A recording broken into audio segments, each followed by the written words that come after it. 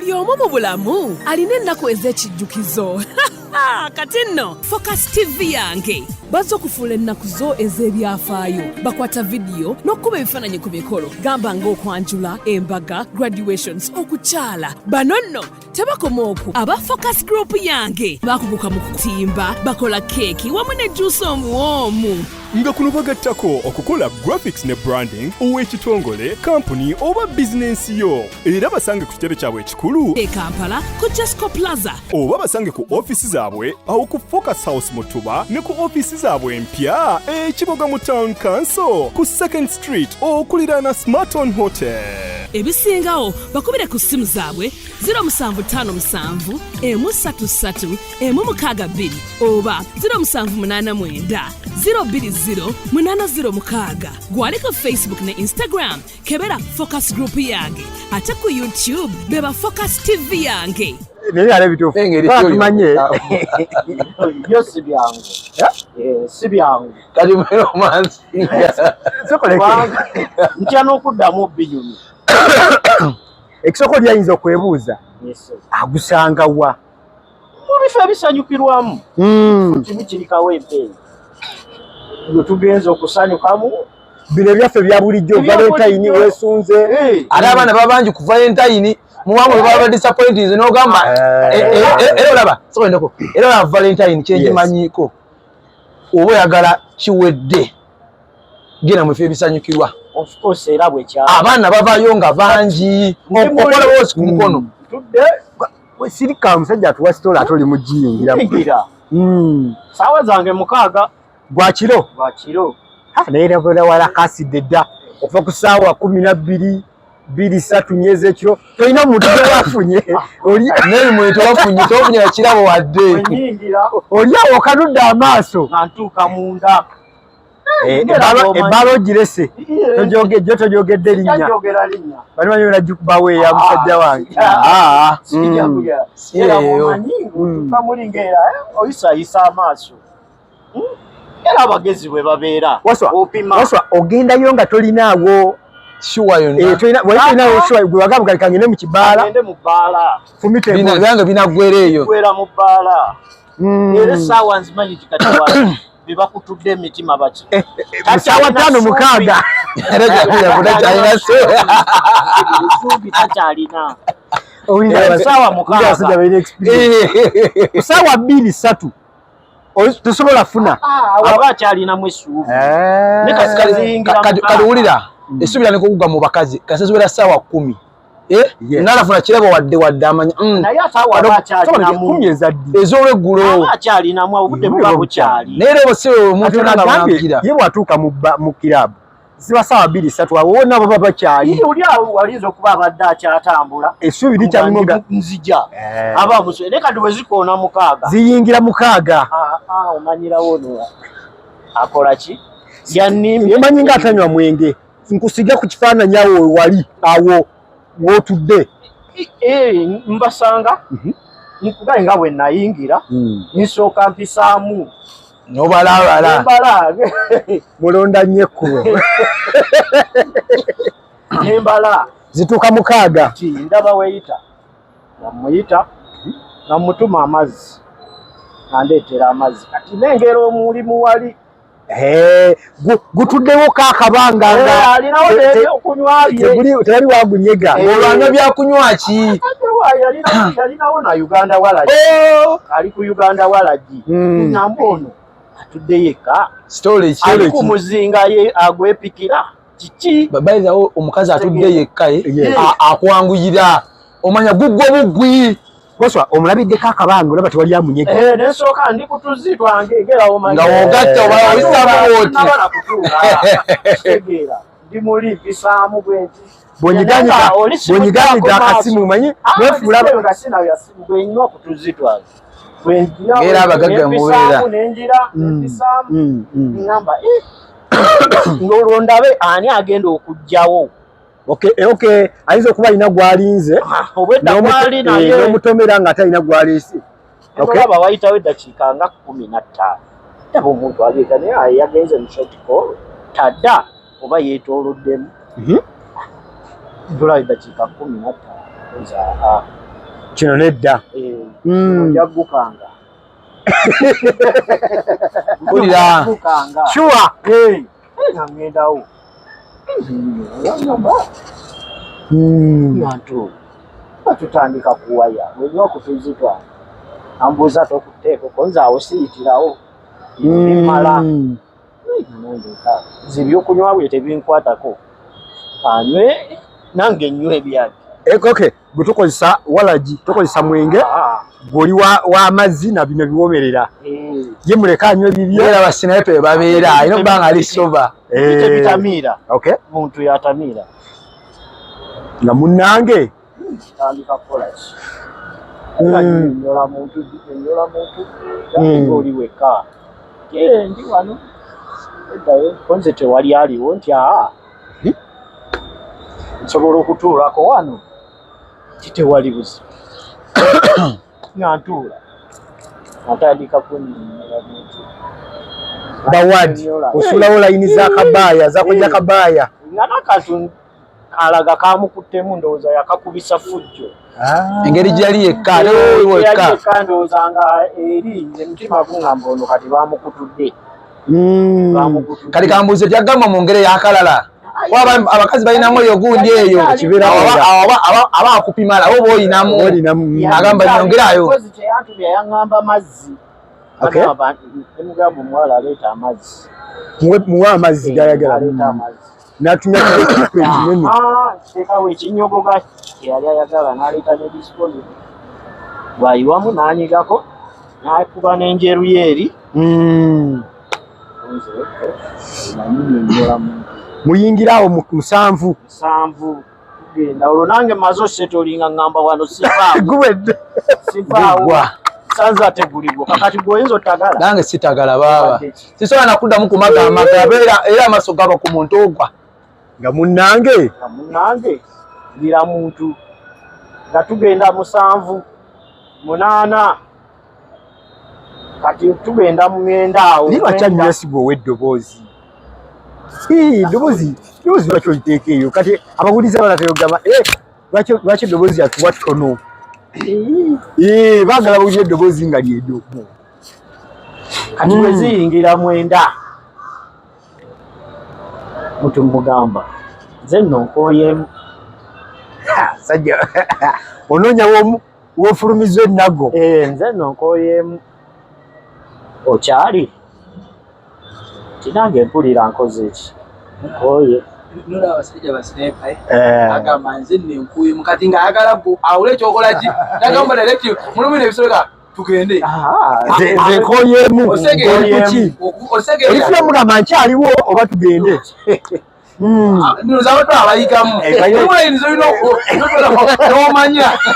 okatobolaga bamira byakisiru omwiteero wala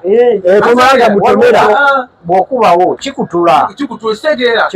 nozabatu abayigamu bayirake bayigamu kutula mugamba nze nno nkooyemu ego nti ogenda kati mwenda ogw'ekiro obudde niseemu n'eddakiika ezo nemmanya nti kati buno obudde tukola ki byebyange biggwa nendolaba omuntu bwe namugamba nze nno nkooyemu ŋŋenda nemubuuza ate gwe okyali wano tya nange nkoze ki obwedda gwankola ki obwedda gwansibye anga bamusanze abakazi ngolomanya ensolo ku kizigo kweri oli gukwata luguudo ki muli eri amameme gaba gakakkanye dda okwata luguudo ki oddawa nangamba nze nzirawa yavudde nansana avudde nansana nze ndi wa Gayaza Road era bayizanyi wali obeera Gayaza eno Gayaza Road nansana ne Gayaza nga bawuddemu oli olufulumadde eno kati bwe tufuluma nga tutuuka wansi eyo namuga naye obudde buno nandabanga akooye obudde bugenze ng'okooye onootuuka nozaliro ziwulira onootuuka okooyemu kyokka ekikwewuunyisa guno omuzinga tegwaggwamu muzinga tugulina nze ngukutte n'ogukwata kitegeera omuzinga ngulina abasajja mulina obwangu nze ngukumte omusajja atateodda ne keya yakuta omuzinga era baja akolyemu of course ebibyo byonna ebyawondera ebyo byonna okumulaga ali safe teyajja kukwatako ebye mbirina nga tutuukire bwe twatukalinga nga naye ngaokoyemu onoogenda otya booda obudde buno saawa zino osobola booda ate obamanyi nate saawa zino batwala era bw'anaakulaba nti okooyemu tolina kyogenda agende nansana okakka n'ogenze kabalagala naye ayinza n'okukutwala naye tosobola sigaza kintu very true akutikkula aba yamaze dde okulaba nti kati ono akooye akutikkula ti ono akooye aga kati nkole ntya oze lwaki tetugenda netufuna guest one olwakasumuluzo okawuuba basajja bagezi akubuuza atakawuuba agamba lwaki tugenda tufuna oshegera kasongeza kati akasumuluzo ke kasonga lwaki tugenda tufuna osobola okuwumulira ekyokozesa booda obudde buno kozesa booda obudde nkulaba nkulaba ati ngenda kwesiga ntya nkusanze mu kibaala sikumanyi tomanyi ate kati gwe olaba wetuviiridde eri asinga wawe nadde ninawo embeera yonna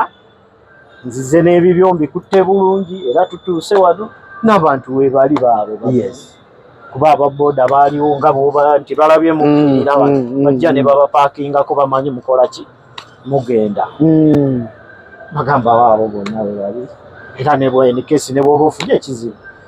era bajja kumanya yagenda ne gundi iwe musajja twamulaba wanaafaanana bwati ne bwati bwe yagenda naye ng'asooka abibalamu naye neera nga bw'omanya enkola y'abakazi basalawo lumu oza n'agamba ayizulu ekiba kibe n'atalaafiya kuba olaba ate abamu beetunda n'agenda mu nnyumba y'omuntu nga tamumanyi naye obuzibu obuliwo ku lunaku lwa Valentine oyinza okunoonya we mwebaka ne wakubula watewaka wali omuntu oyinza okunoonya we mwebaka ne wakubula nene mukono edda n'otagala tukitereeze ki ekikutwala mu kifo mu kiraabu ng'ewaka waliyo omuntu genda naye genda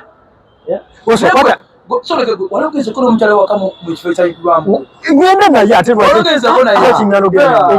ekiggalo genda bagambye buli woolaga buli ssaawa buli woolina okugenda olina genda Valentine's Day lunaku lwakubeerako namukyalawo mukwate omukyala mutwaleko mu kibaala mumativu ne bye namukoledde ate nate n'omukyala mba muneyezaamu mumativu oleka otya bbaawo olunaku lwa kati nkubuuze leero olunaku ki leero olunaku lwa 6 Valentine's Day ndi naye nkusuubira okuva wano okuva mu tawuni okumusanga ewaka oba si kikala okumugamba sita twe tunnyuka tusisinkane wano bwekimanyi mulimu abakazi abatayagala kutambula n'ababba baabwe kati kyo kikyamu bakikola mu bukyamu muko omukazi nga ye tugende mpola wali ogenzeeko n'omukazi awutu n'otuuka eyo n'owulya nga toyagala nakuddamu kutambula owewaka kati mpozi mulina mukisa mubi naye omukazi owange wonna wengenda naye ndi naye kati olaba okumanya ng'omukazi wenamugobera ate nakiraba ku bantu emirundi ng'egi ebiri waliwo kyali wange era twava eno mu tawuni nga tuddayo omukazi yajja n'oluvannyuma atubaako we tutuula owewaka mukyala we bwe yannyuka n'amugamba nsanga wano yamanyi owaayi mukyala wange ajje tusinkane wano bya bulijjo ng'addira ebyokunywa nga bijja nga yasanga twaliwo nga bana meeza egize basajja baddugaze emmeeza tusanyuka teyali Valentine bawuuta bideya kati nga bw'omanyi buweyita kaleeta bwe kajja kwemola ke kaba savinze si kwemola ajja n'abalambulako kati omukazi ye bwe yajja weyita najja muli bulungi anko gundi muli bulungi nti yali amumanyi omukazi lwe yatuuka ng'agamba yone yeetala wano kiki simanyi omukwano kati omusajja agenda olaba emirembe biweddeko ajja naye nno tutere tuve wano tugenda awalala kati omukazi ekikyamudala bwe yayogera ekyo kati ate ye kye yatwala agenda olaba ngera womanyi abantu banywedde emboozi ebigenda mu maaso munyu ye lwaki tetuva wano watandise dda bano bakazi bo bewandeese mwakatandika kuspendinga omukazi agamba tuve wano omukazi omuwala bwe yadda bw'ati najjawo eccupa ziri ezimu omukazi yakwata emmeeza yo n'agira bw'ati cupa zonna neziwandagala nezibiri kabaka labaaye ne tutunula tuti nga tolina kyakuza kabaka weddemu kati omulala nava eno nengenda nentuula era kabaala bookerawo ennyama musajja twatuula ku ttebe emu kuba ye namusangawo nze nentuula musajja n'akuba akasimu mukyala we wewaka yagizisiza ennyama ye bulungi ndozangaga kampite mukyala wange tukole ki tukabwebwene ng'ajja bulungi musajja ng'anaaba bulungi n'engalo oli olwajja n'atuula ng'agenda onaaba engalo ng'agamba baali baleete wallahi omusajja teyakombako yadde ekifu omukazi olwali okutuula bw'ati ne bagireeta papa bino bye mubeeramu eno ssebo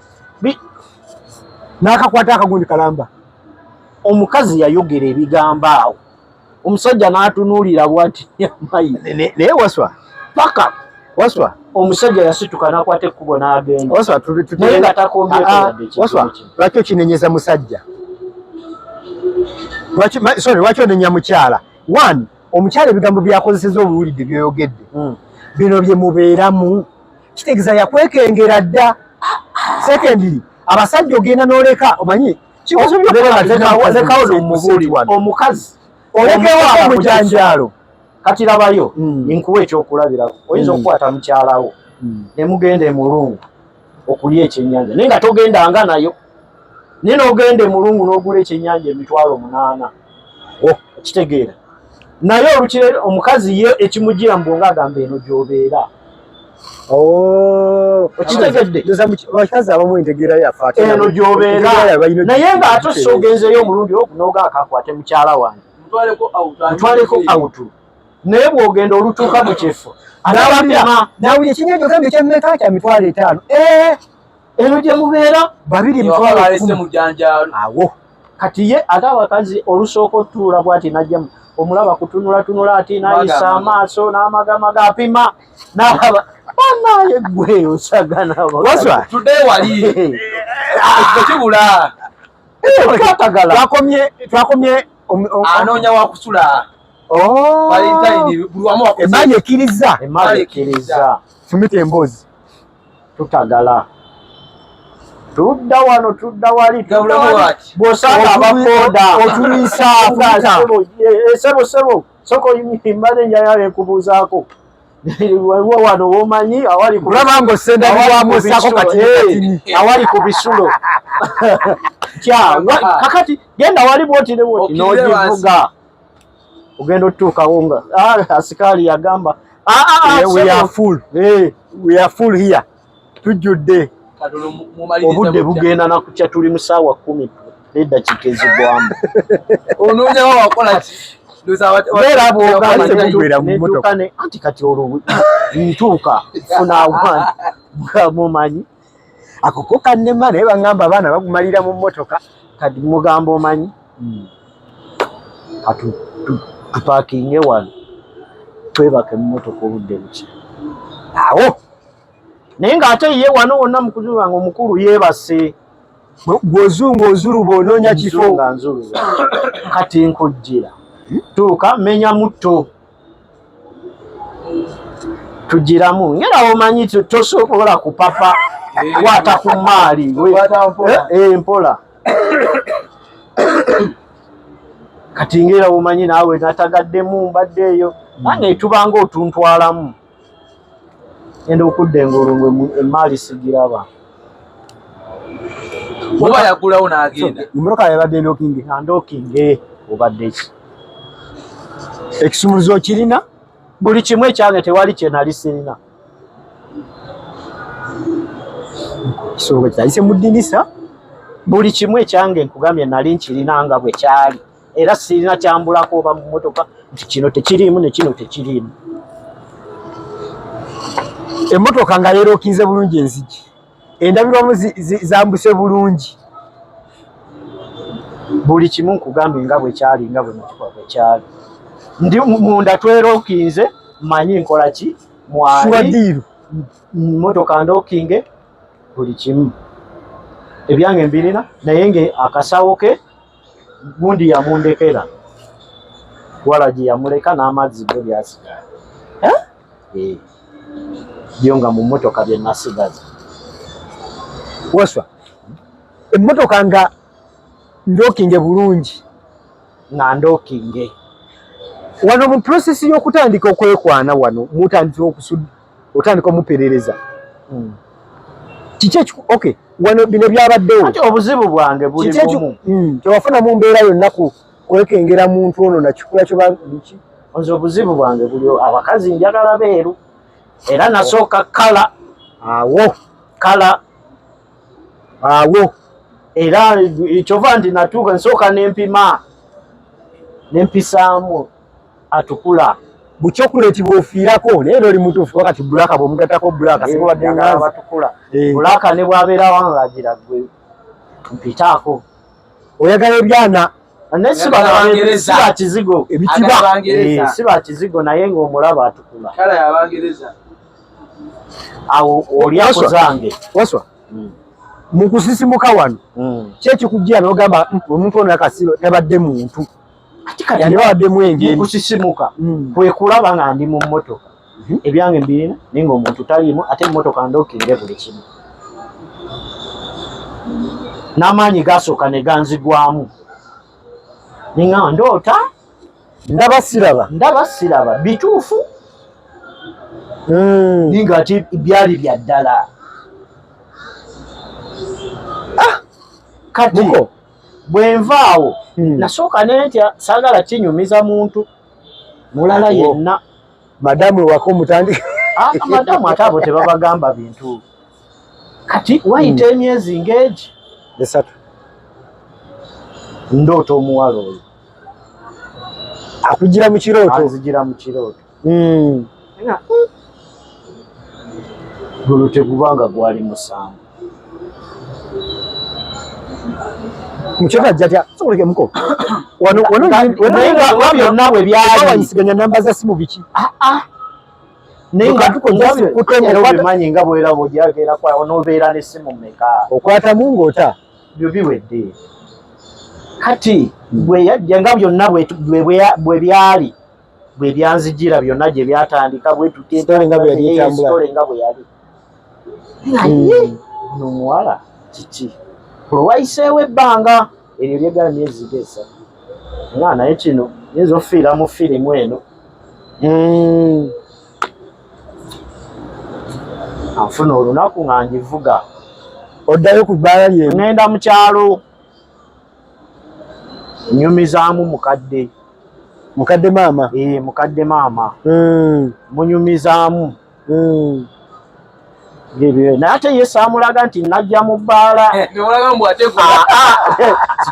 wabula namugala nafuna ki nafunayo omuntu naye kyali bwekiti ne bwekiti ne bwekiti ngeraba mwe mukadde ng'asooka asiriikirira kadde ng'asosera amumira n'aŋŋamba oyo omuntu teyali mulungi nti oyo teyali mulungi asooka mbeera nga muga teyali mulungi atya amangu Kadde nga gwe kyomanya muntu teyali mulungi oyo ayinza okuba yali musambwa. Wangi womanyira nangamba mu bifo ebyo gitambulira nnyo muki mu bifo byo ebifo bwe bityo ebyolukale najyo giringa bantu osa tebafunako ko ku time ekwata ku muntu ono kugambe ngalinga muntu ate kati oyinza obeera n'omuntu wano n'otagira ku mukono kiki kuba jjukira ne wano yali mukano ng'agize nga bwe gaya yali atagalamuko bwe tukkirire omukugenda bwe tuti yatutamu tugira omukwatako n'omujja ngera owulira muntu n'okubuguma ng'atagalamuko ngera omuntu anyweddemu owulira nga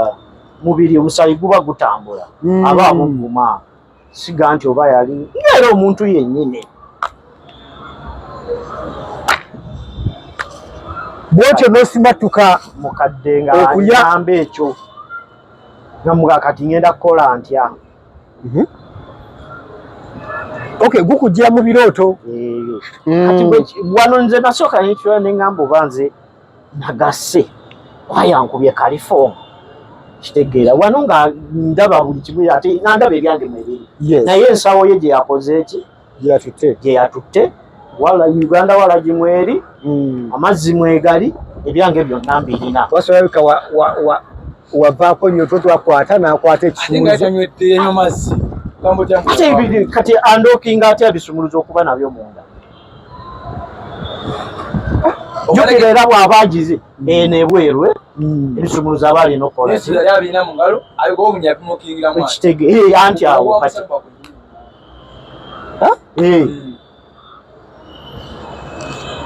oswa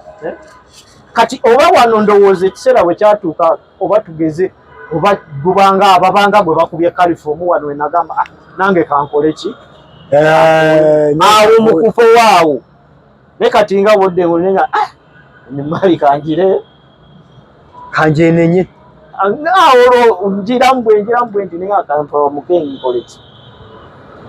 nkwatemu ne bwe kaba kayala ogenda okusisimukanga emmotoka olimu wekka so omwami ng'ono kati ebintu manye emboozi alina nnyingi nnyo naye nkaleese nga kyakuyiga olunaku lwe lwa valentine bantu bangi twesunga ebintu bingi mugenze mu bifo ebikyakalibwamu ogudde ku mwana w'omuntu atukula tomanyi mayitire ge ogenda okukakana nga ogudde kuki ogudde ku kizibu ogenze kwabalya mwana wa muntu nga omuntu ogenda otuuka eyo nga si muntu wa ddala kagundi kabe kaseera kakubako kituyigamu mu mboozi bwe ziti manyi nja kujja nga tuleeta emboozi ez'enjawulo okusinziira ku bantu ab'enjawulo abazinyumya naye mbajjukiza nti gwali mu kibuga oba ali mu Uganda nga wanditaze okumanya ebya cameras manyi kati bwenfuna omusajja wange ng'ono nkamuyisizaawo free of charge nkamuyisizaawo ayagala kozi muzimportinga n'okuzijja ebweru right ayagala nga ogijja bweru kugimportinga wano ayagala ezikozeeko empya tuku akaveero kasabuukulula omwami ono enamba y'essimu era njirina focus TV wano kwennyini n'okuzitereeza n'alina kamera nga maybe yafunamuko obuzibuzibu nze mwennyini ono yennyini seetaaga mulala nze mwennyini agitulako nenjikukeberera nenkubuulira obulwadde obugiruma ate kafiyo netudaba ekiddako ekyokukola akimanyi kale tetuyinza kusukka wano tujja singana mu story ezijja mu maaso awo sigala ku Focus TV ng'ogigoberera subscribinga tube nga tulaba story ez'enjawulo wonna wooli ali mu Uganda, East Africa, Africa ne diaspora naye abo diaspora batulaba nnyo bantu baffe nnyo batugoberera nnyo omwami ono tubaagala nnyo enja mubaddiza maaso eyo mu mboozi ez'enjawulo alina emboozi nnyingi nnyo ez'enjawulo era tujja kuba tuzinyumirwa otherwise for now bye bye buli omu mu bulamu alina ennaku ez'ekijjukizo kati nno Focus TV yange bazza okufuula ennaku zo ez'ebyafaayo bakwata vidiyo n'okkuba ebifaananyi ku mikolo gamba ng'okwanjula embaga graduations okukyala bano nno tebakoma okwo aba Focus Group yange bakuguka mu kutimba bakola keeki wamu ne juice omuwoomu nga kuno bagattako okukola graphics ne branding ow'ekitongole kampuni oba bizinensi yo era basange ku kitebe kyabwe ekikulu e Kampala ku Jasco Plaza oba basange ku ofisi zaabwe awo ku Focus House Mutuba ne ku ofisi zaabwe empya ekiboga mu Town Council ku 2nd Street okuliraana Smarton Hotel. ebisingawo bakubire ku ssimu zaabwe 0757 133 162 oba 0789 020 806 gwali ku Facebook ne Instagram kebera Focus Group yange ate ku YouTube beba Focus TV yange.